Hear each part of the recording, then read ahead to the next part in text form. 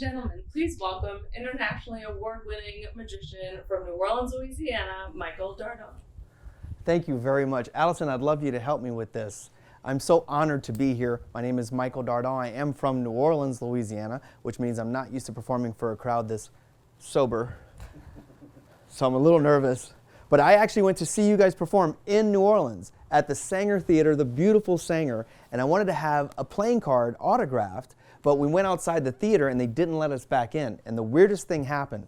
This tourist walks up to me and goes, "Oh, are you a magician? Let me shuffle the cards." And then he proceeds to take the cards, and I have no idea why, but he shuffled them face up into face down, making an absolute mess of the cards. This is very chaotic. This is the worst thing you could do for a magician, is shuffle the cards this way.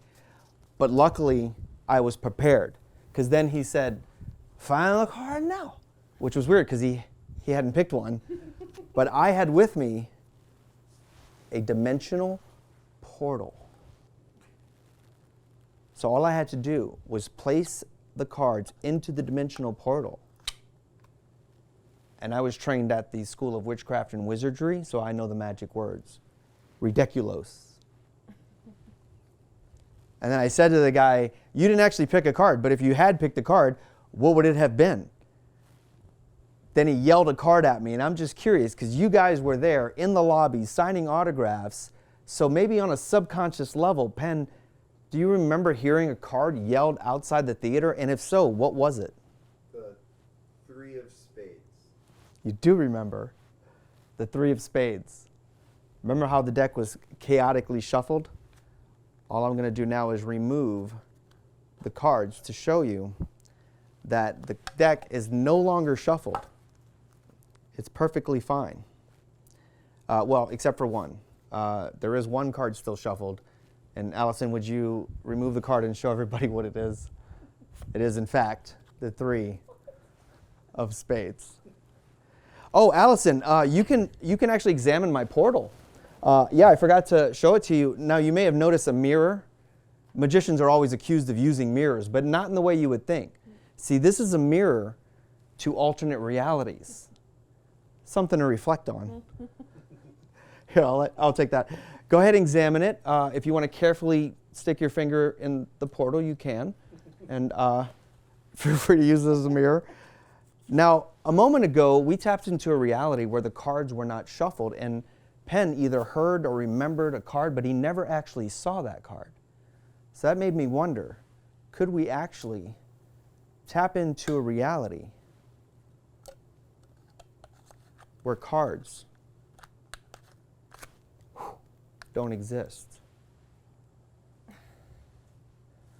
Now, Allison, obviously the deck didn't vanish. That would be ridiculous.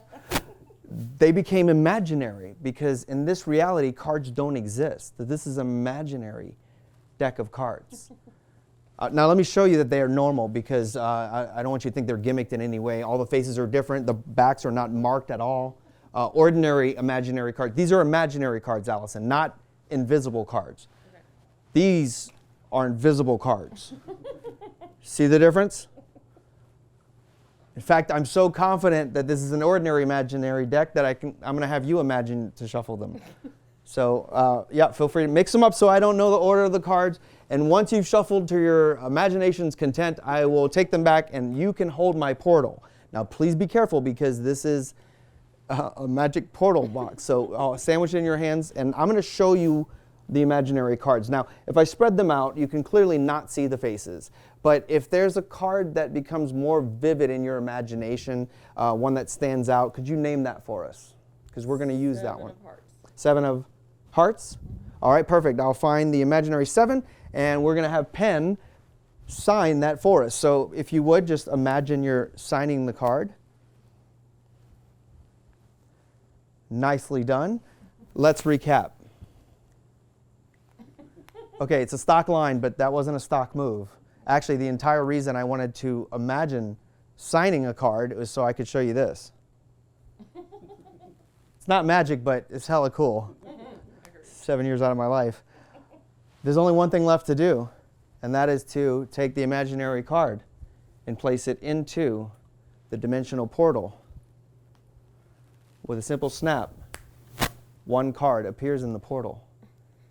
And if this card has Penn's autograph, then obviously we've tapped into a reality where I did make it back in the theater, and I got Penn's autograph on the 7 of hearts. And now in this reality, I will ask Teller to sign it as well. So I'll have something really cool to put next to my trophy. Or regardless, I'll just have a really cool souvenir. Thank you very much.